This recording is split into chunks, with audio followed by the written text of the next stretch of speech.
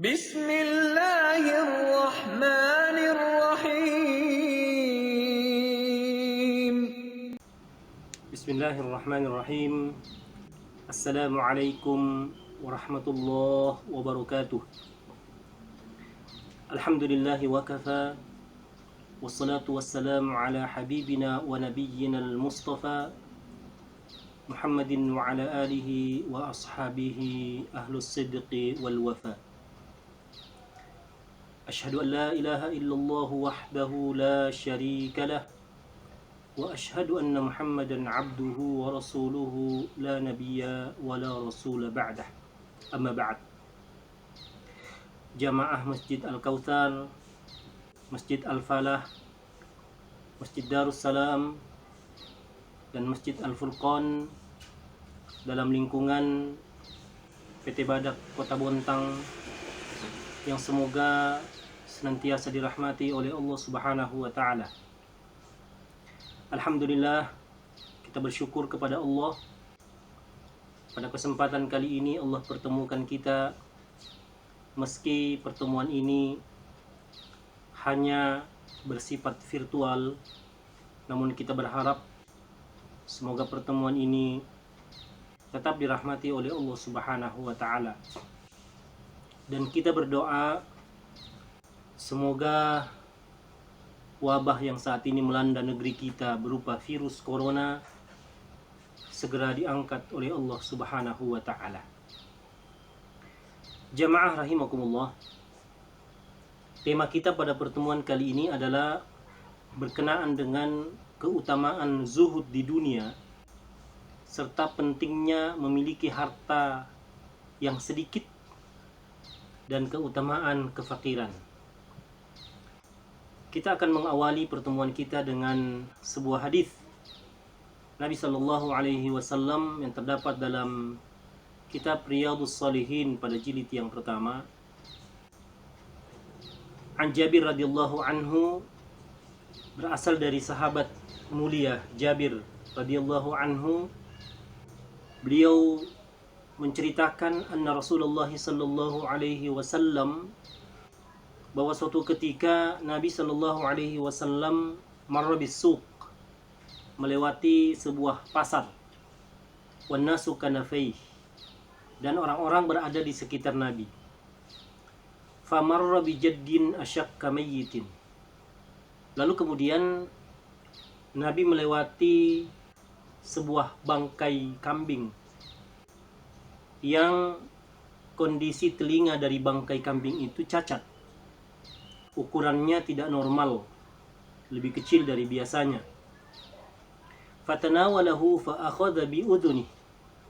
Nabi sallallahu alaihi wasallam kemudian mengambil telinga bangkai kambing tersebut, telinga yang cacat itu.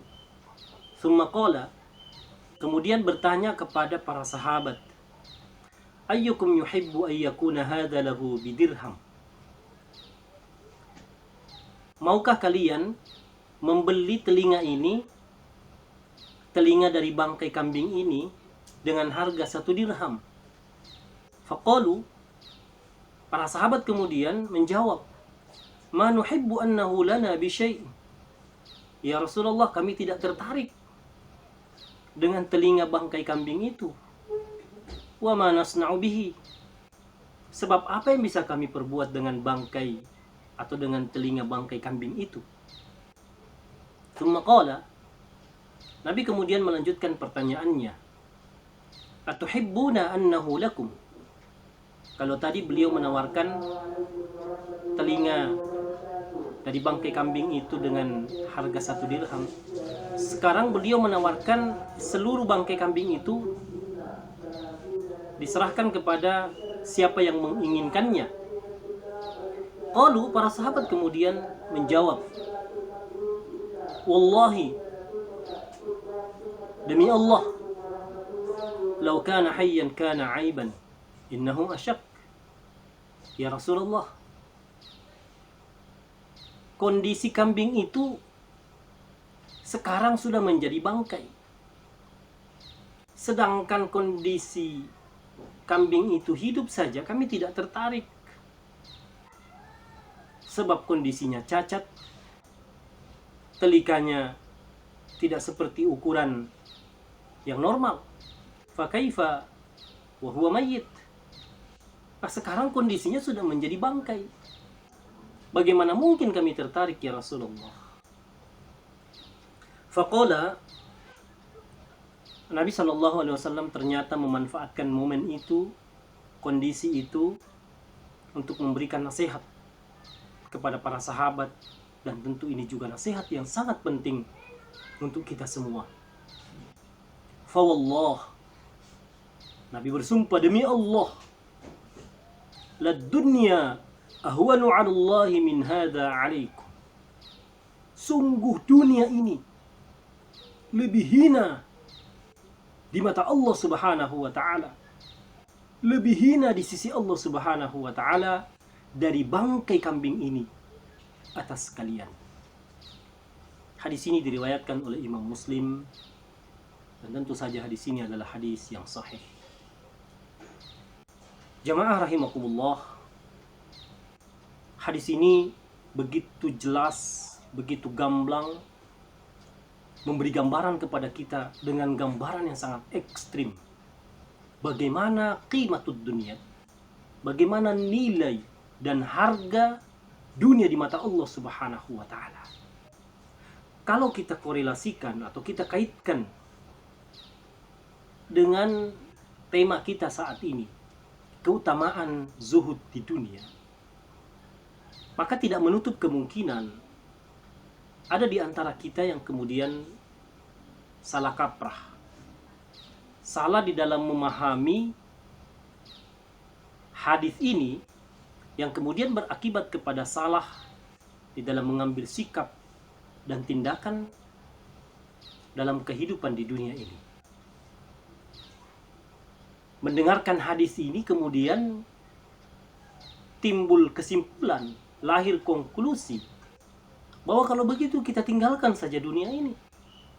Sebab dunia ini begitu hina di mata Allah Subhanahu wa taala. Bahkan di hadis yang lain Allah Subhanahu wa taala menyebutkan, "Lau kanatid dunya ta'dul 'indallahi janaha ba'udah, ma saqal kafira minhu syurbata ma." Atau kama qala, bahwa seandainya dunia ini lebih berharga daripada sayap seekor nyamuk, maka orang-orang kafir tidak akan diberikan setetes air pun oleh Allah Subhanahu wa taala. Pertanyaannya kemudian, apakah sikap zuhud itu identik dengan meninggalkan dunia?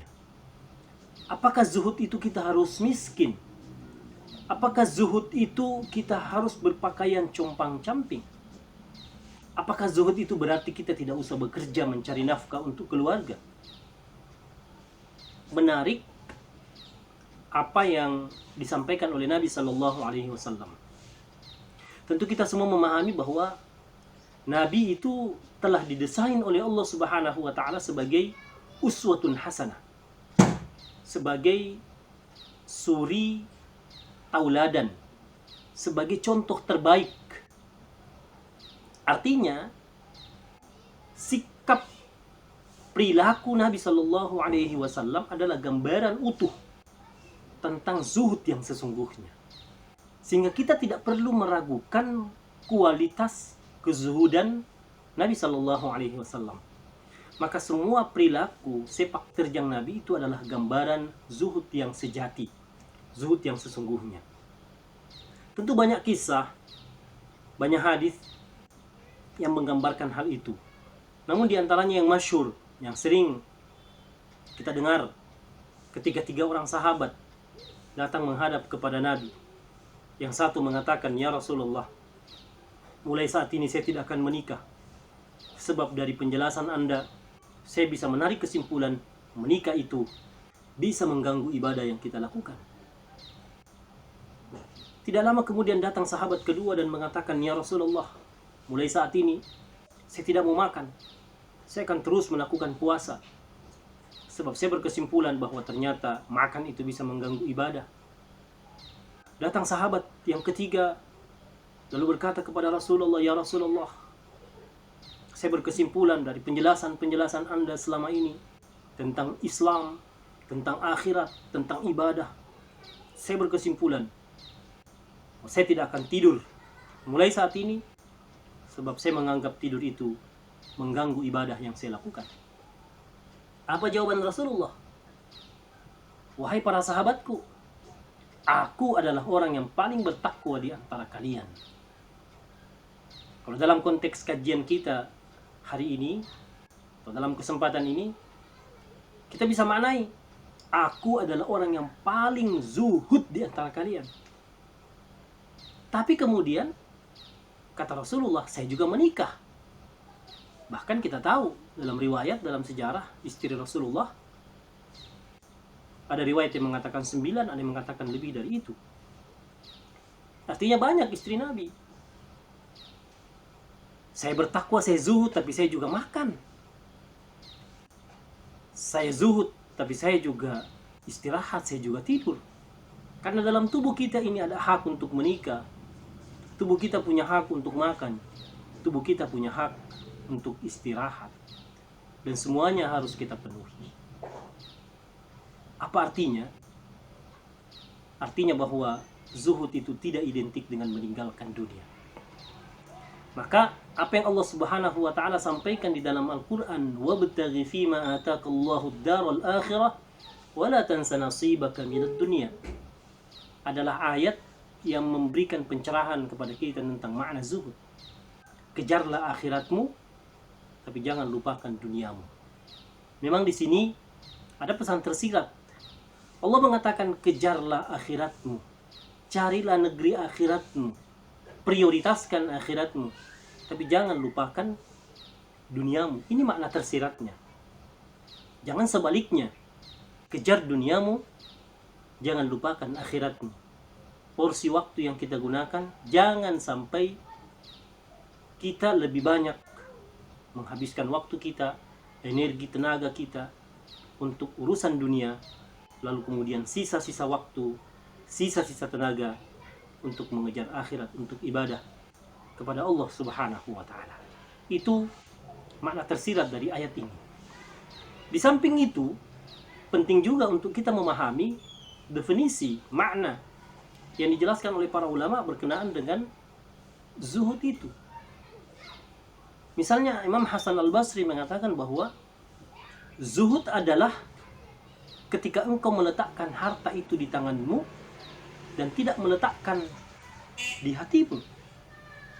Ini juga memberi makna lain kepada kita bahwa memang zuhud itu tidak identik dengan miskin. Kita yakin para nabi-nabi yang Allah Subhanahu wa taala telah utus di dunia ini, mereka adalah contoh tauladan profil manusia-manusia zuhud. Tapi faktanya, di antara para nabi ada yang diberikan kekuasaan luar biasa, kekayaan yang luar biasa. Kalau kita melihat penjelasan Allah di dalam Al-Quran surah Shad, kita bisa simpulkan manusia yang paling kaya yang pernah hadir di dunia ini bukan Qarun, tapi Nabiullah Sulaiman alaihi salam. Itu sebagaimana doa Nabi Sulaiman kepada Allah Subhanahu wa taala, qala rabbi ghfirli wa hab li mulkan la yanbaghi li ahadin min ba'di. Ya Allah, jangan kau berikan kekayaan, kekuasaan kepada orang setelahku sebagaimana kekuasaan, kekayaan yang engkau pernah berikan kepadaku. Artinya tidak akan pernah lagi ada orang yang memiliki kekuasaan dan kekayaan sebagaimana yang pernah dimiliki oleh Nabiullah Sulaiman alaihi salam. Tapi apakah Nabiullah Sulaiman alaihi salam bukan orang yang zuhud? Tentu tidak. Nabiullah Sulaiman alaihi salam adalah contoh manusia yang sangat zuhud. Ya. Maka definisi lain disebutkan oleh para ulama, di antaranya Abdullah bin Mubarak, yang mengatakan bahwa makna dari zuhud itu adalah tarkun ma la yanfa', meninggalkan sesuatu yang tidak bermanfaat. Itu juga senada dengan ungkapan Ibnu Qayyim Al-Jauziyah mengutip Syekhul Islam Ibnu Taimiyah di dalam kitab Madarijus Salikin, ketika beliau mengatakan bahwa Syekhul Islam Ibnu Taimiyah mengatakan makna zuhud adalah meninggalkan sesuatu yang tidak bermanfaat untuk akhirat. Artinya nikmat yang Allah Subhanahu wa taala berikan sebanyak dan sebesar apapun, semuanya diproyeksikan, semuanya diperuntukkan, semuanya diniatkan untuk akhirat. Dan itu bisa.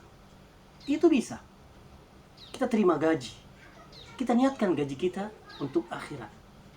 Untuk makan boleh, minum boleh. Tapi makan dan minum kita niatkan untuk akhirat, beribadah. Kita makan semoga kita sehat.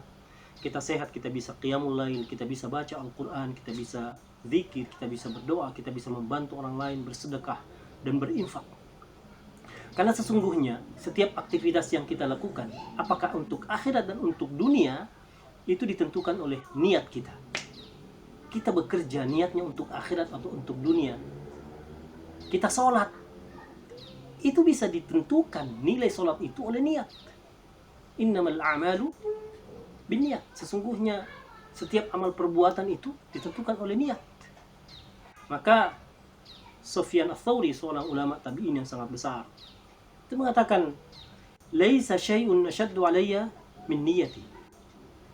Tidak ada yang lebih berat, yang saya anggap lebih berat daripada menjaga niat.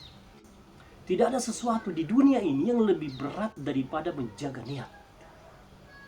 Karena niat itu senantiasa ada dalam hati kita setiap detik, setiap saat. Dan itu harus kita jaga. Bukan hanya sekedar ibadah-ibadah ghairu mahdhah, ibadah mahdhah sekalipun. Kalau bukan niatnya karena Allah, karena akhirat, maka ibadah itu menjadi sia-sia. Bukankah ada ayat yang mengatakan orang sholat itu, tapi sholatnya kemudian sia-sia? Ada orang yang sholat tapi kemudian disebutkan fawailul lil musallin. Ada orang sholat yang kemudian Allah Subhanahu wa taala menyebut sholatnya ini adalah sholat orang munafik. Innal munafiqina yukhadi'una Allah wa huwa khadi'uhum wa idza qamu ila sholati qamu kusala. Ini contoh orang-orang yang sholat tapi kemudian karena niatnya keliru, niatnya salah, sholatnya itu dikategorikan sama dengan sholatnya orang-orang yang munafik. Wa na'udzubillahi min dzalik. Maka dapat kita simpulkan bahwa zuhud itu bukanlah meninggalkan dunia, tapi zuhud itu adalah bagaimana kita memprioritaskan, bagaimana kita menempatkan akhirat lebih utama, bagaimana kita memanfaatkan semaksimal mungkin nikmat yang Allah Subhanahu wa taala berikan kepada kita untuk kepentingan akhirat, dan kita tidak menjadikan dunia itu menjadi penyakit dalam hati kita, di mana saat Allah mencabut nikmat itu, kita kemudian kecewa, kita kemudian sakit hati, yang kemudian sebagaimana yang diungkapkan Nabi, kita termasuk orang-orang yang mendapatkan atau mengidap penyakit wahan. Apa itu penyakit wahan? Hubbud dunya wa karahiyatul maut. Cinta dunia dan takut mati. Demikian yang dapat kami sampaikan. Semoga Allah Subhanahu wa taala menggolongkan kita termasuk orang-orang yang zuhud, sehingga kita termasuk orang-orang yang bisa memanfaatkan fasilitas dunia demi keselamatan kelak nanti di akhirat. Wabillahi taufiq wal hidayah. Wassalamualaikum warahmatullahi wabarakatuh.